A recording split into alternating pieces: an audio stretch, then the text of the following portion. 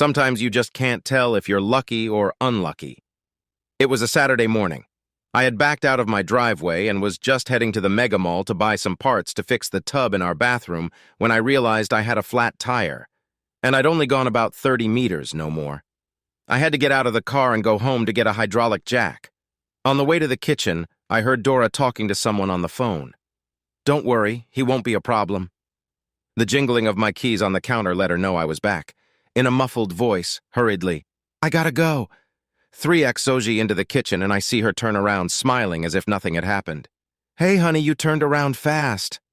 "Got a flat tire," I mumbled. "Oh, that sucks. Do you need help with that?" "No, I can handle it." It was time to figure out what it all meant. While I changed the tires, I thought about the background, deciding to remember everything Dora had done and said lately, to see if I could find any clues or warning signs. The first thing that struck me as odd happened the night before. When I got home, Dora complained to me that the bathroom drain in our toilet was nearly clogged again. It wasn't the happiest of information, but why would it even matter at 6 o'clock in the evening? We live in an old house and use the bathtub as a shower as well. Okay, wait. That means she showered before I got here.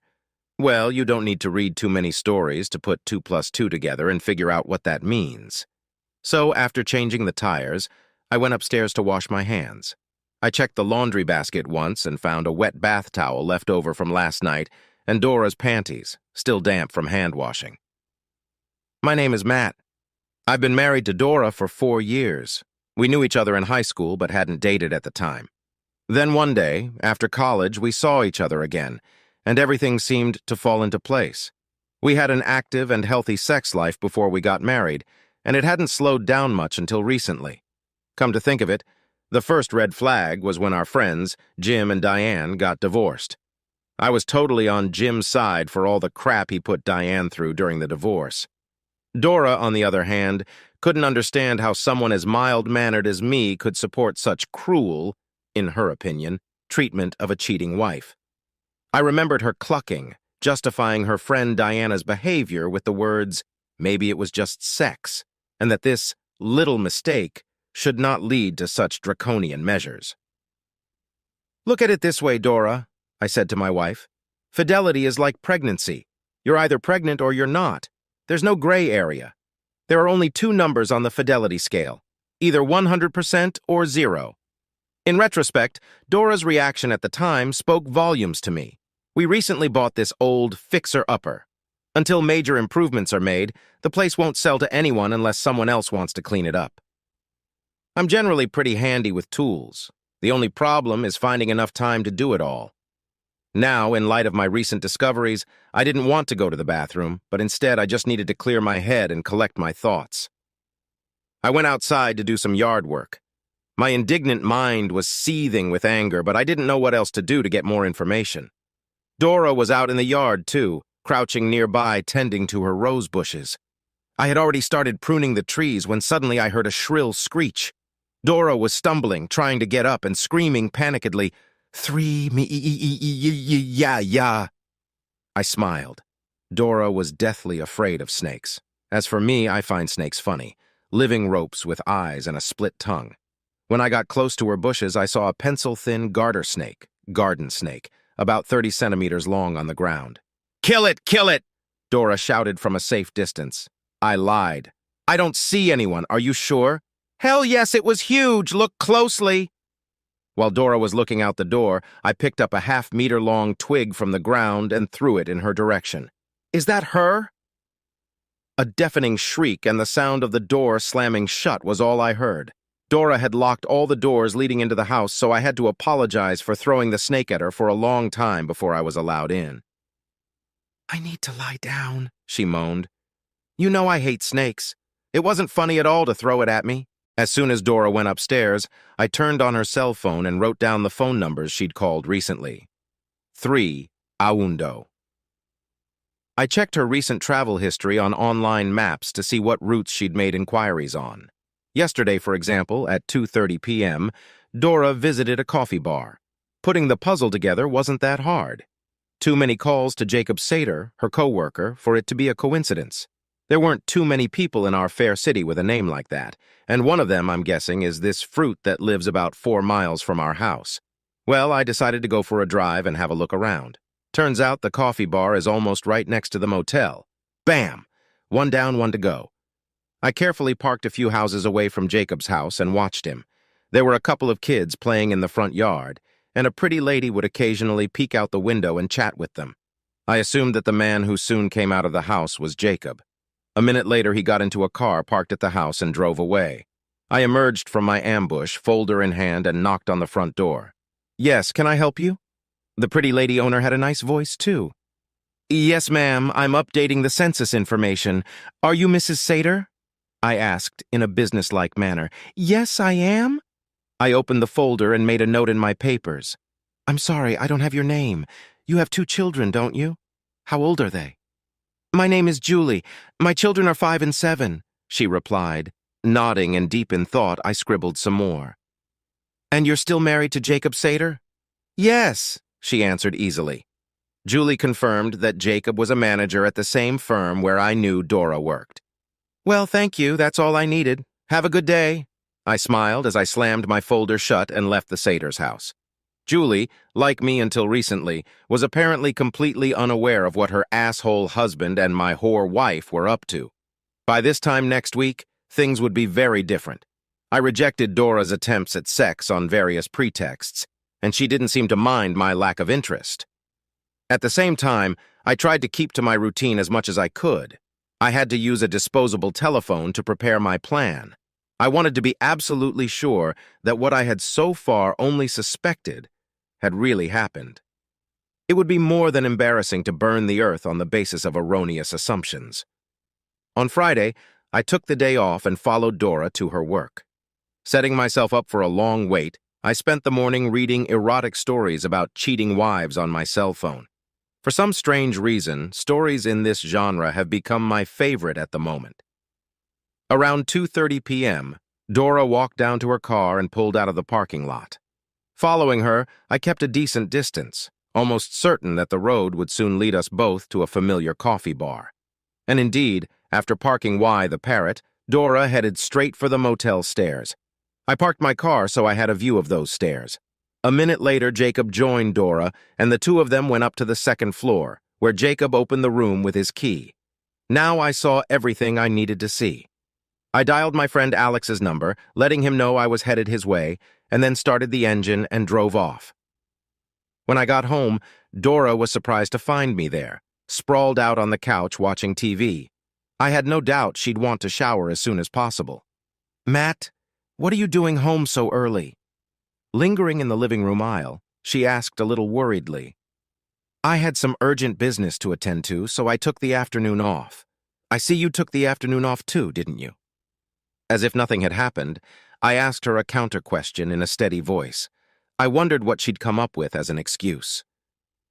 "I spilled a drink on myself, so I decided to go home and take a shower. I'll be down soon, and let's go out for steak." Wow, Dora showed impressive agility and quick thinking in an unexpected situation. Wow. I, unlike her, could barely contain myself. While I waited for Dora, I had removed the regular doorknob from the bathroom door and replaced it with one that could only be opened from the bedroom side. The door opened from the bedroom to the bathroom, and now, once inside, Dora would be stuck. In the bathroom itself, we had no window, only air conditioning. The door, however, like all the other doors in the old house, was a rather heavy wooden door.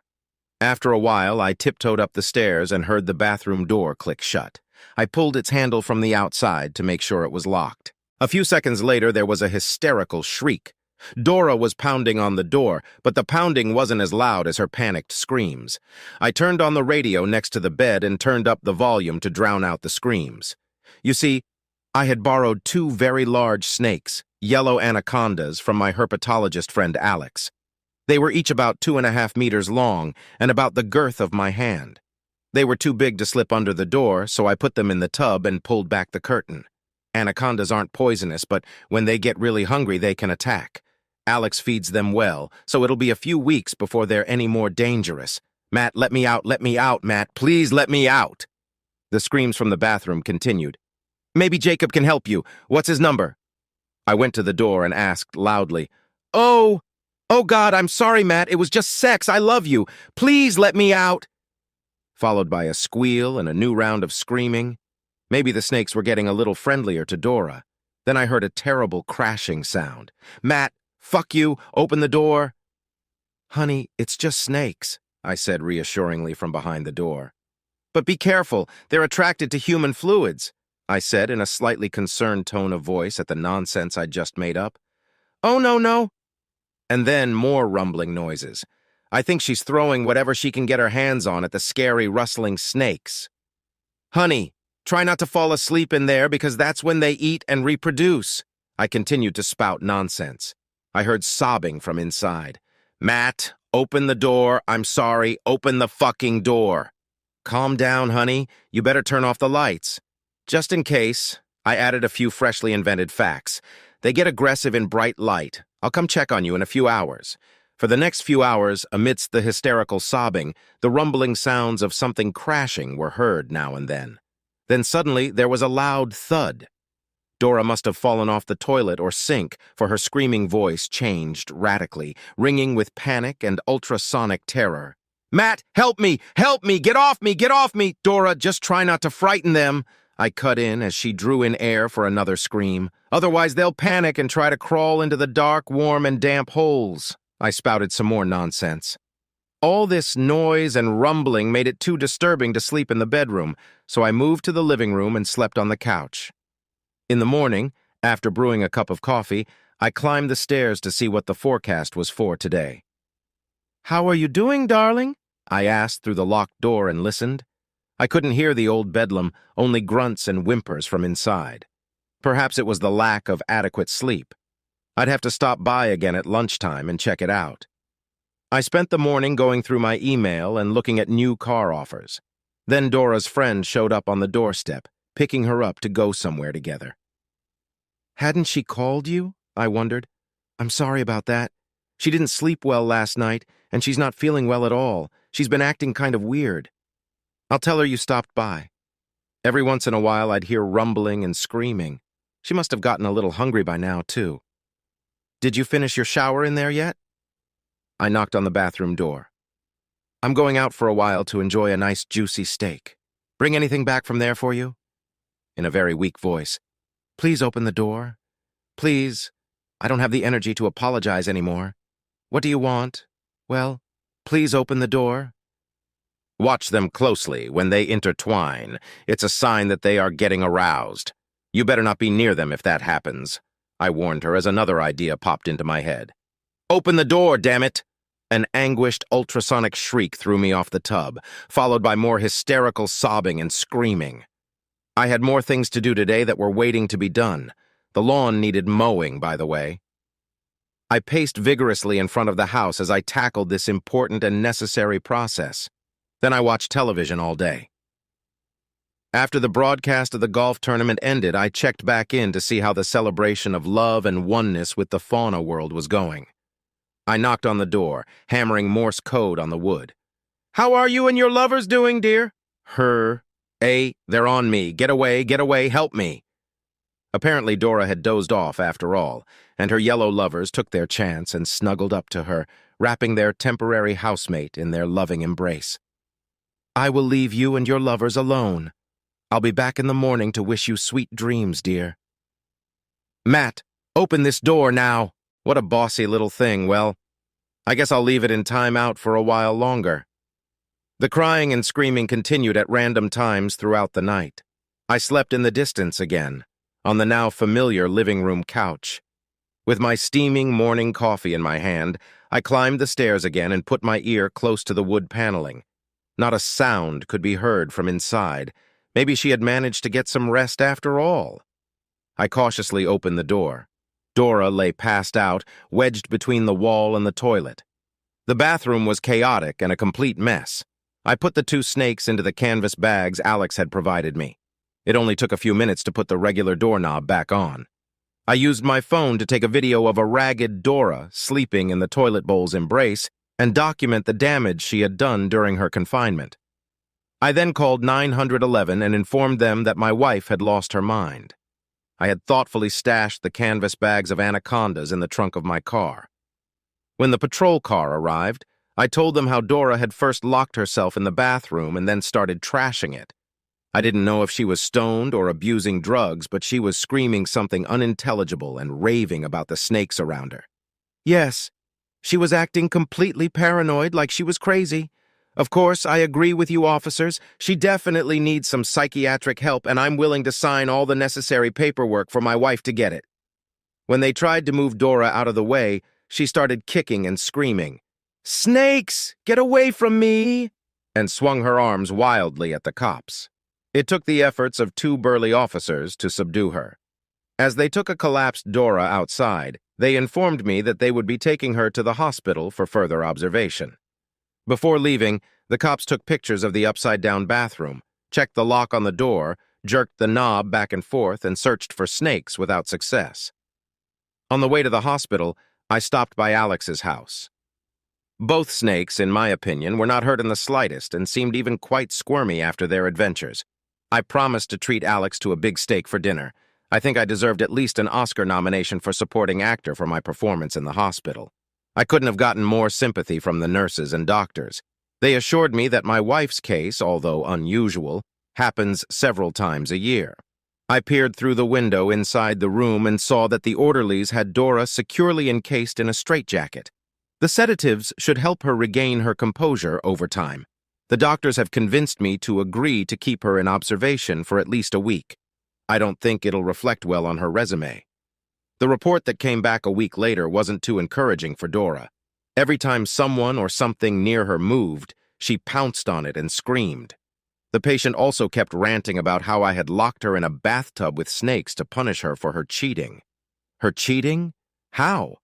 She's having an affair?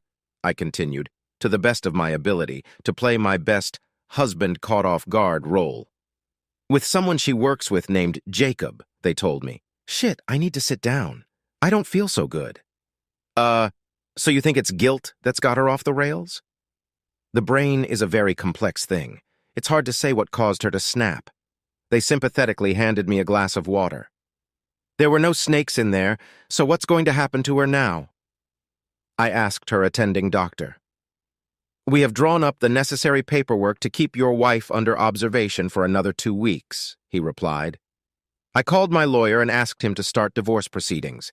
He, in turn, has contacted Dora and Jacob's employer and is working on a settlement agreement. Jacob is a manager at their company and Dora is not, so they didn't have to mix their bodily fluids in the most outrageous way. While Dora is being treated for her nervous breakdown, she can't be served with divorce papers. No problem. They'll be waiting for her when the medical examiners do release Dora. She'll also have to find another job. I hear Julie has also declared it's hunting season on Jacob's former employer. By the way, Jacob, as I just found out, also went into the same hospital for a little while. Turns out he was bitten by a poisonous snake he found in his car. They had to amputate a few extra fingers. I bought a poster like this and put it up in my office. A snake may shed its skin, but it's still a snake. Remember that before you let certain people into your life.